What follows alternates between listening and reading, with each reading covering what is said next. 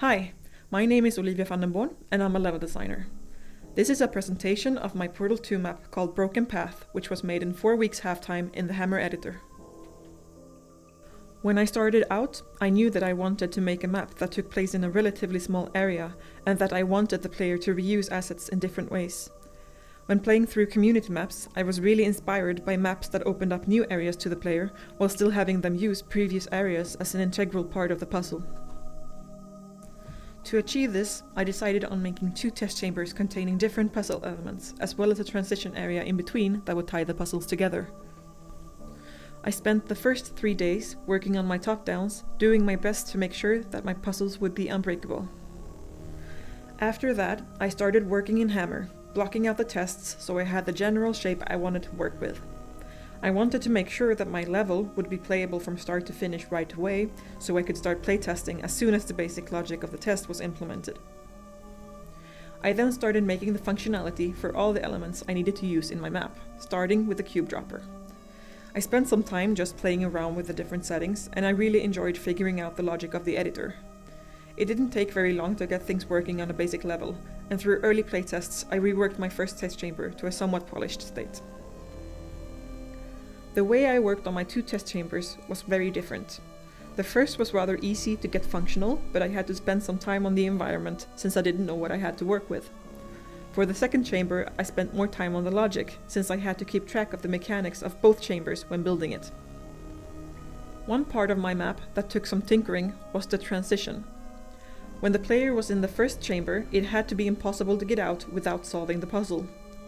However, once the player had reached the transition, she had to be able to move freely between the different chambers in a quick and easy way.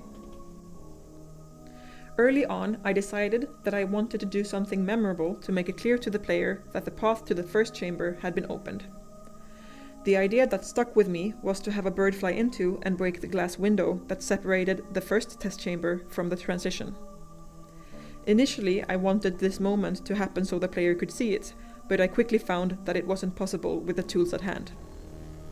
My plan had been to create a flight path for the bird and make it into a ragdoll when it collided with the window.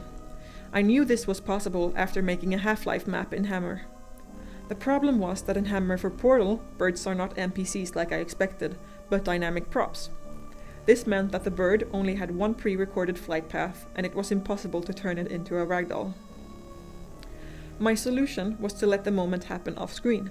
When entering the transition, the player can see the bird fly away using the pre-recorded flight path, and after a few seconds the sound of breaking glass can be heard. When the player later reaches the broken window, I trigger another bird to spawn on the ground and freeze its idle animation into a position that looks dead. The finished version of my Portal map can be solved in the following way. In the first test chamber, the challenge is to lead a laser to the right spot using your portals and a reflective cube. You then have to move the cube to a cube button while still keeping the laser in the same spot. To get the cube to the cube button, the player can either stand behind the fizzlers and go through the portals to pick it up like this,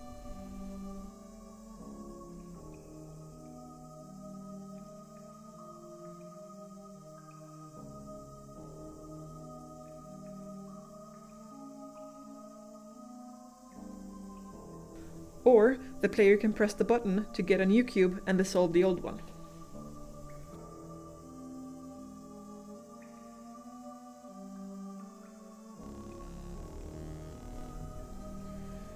In the second test, the challenge is to get both a cube and a ball to the final platform. The player first has to eliminate the turrets by using assets from the first room. When the turrets are dead, the player can press the button they were guarding, which allows access to a new ledge. From the new ledge, the player has to get the cube in place while the tractor beam is reversed. This will enable a new portal surface.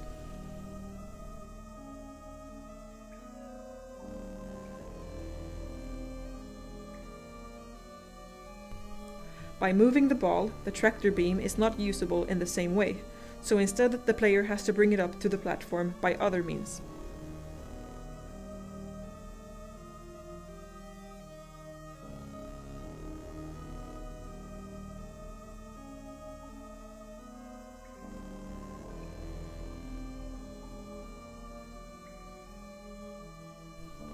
Thank you for watching. A link to my portfolio can be found in the description if you want to see more of my work or get in touch.